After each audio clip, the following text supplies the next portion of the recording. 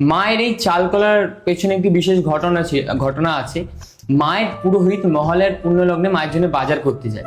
এবার বাজার করতে গিয়ে দেখে একটা ছোট্ট 5 বছরের বাচ্চা মেয়ে পুরো মা কালীর মতন সেজে সবার কাছে ভিক্ষা চায়।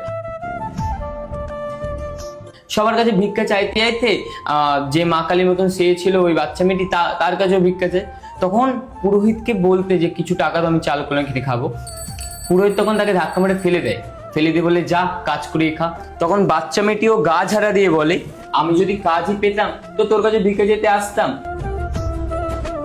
এই বলে বাচ্চা মেয়েটিও চলে যায়, আমাদের যে পুরোহিত ছিল সেও চলে যায়।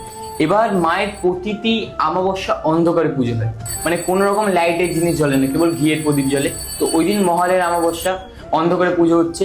এবার অন্ধকারে পুজো করতে করতে পুরোহিতের মন হঠাৎ বলছে যে মা তো নেই, কিন্তু পুরোহিতের মন আবার বলছে মা তো কালো, তাই হয়তো অন্ধকারে দেখতে পাচ্ছি না। তাই পুরোহিত ঘিয়ের প্রদীপ নিয়ে মায়ের মুখের সামনে যায়, দেখে সত্যিই মা নেই। আর মায়ের নিচে শিব ঠাকুর, উনিও পুরো মৃত মানুষ মতন শুয়ে আছে। এই দেখে পুরোহিত থমকে যায়। থমকে আবার কিছুক্ষণ পরেই পুরোহিতের পেছন থেকে ছুম ছুম করে নুপুরের আওয়াজ হয়, আর ধাপ করে শিবের বুকের উপর একজনের ডান পা পড়ে।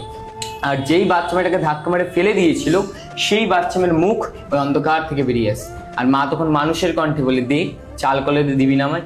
এই শুনে পুরোহিত অজ্ঞান হয়ে যায়। এবার অজ্ঞান অবস্থায় মা অনেকে বোঝাচ্ছে না আমি শুধু বড়লোকের মা নই রে, আমি গরিবের মা। তাই এবার থেকে যে কোনো ভক্ত এক মুঠো চাল একটি পা কলে দিয়ে মাকে পুজো দেয়, মা তাদের প্রতিটা মনের বাসনা পূর্ণ করে।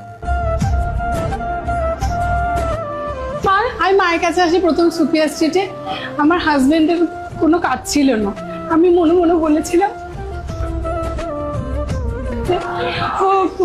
কোনো কাজ পেলে আমি তোমার কাছে এসে পুজো দিয়ে যাবো, সোনার টিপ দিয়ে পুজো দেবো।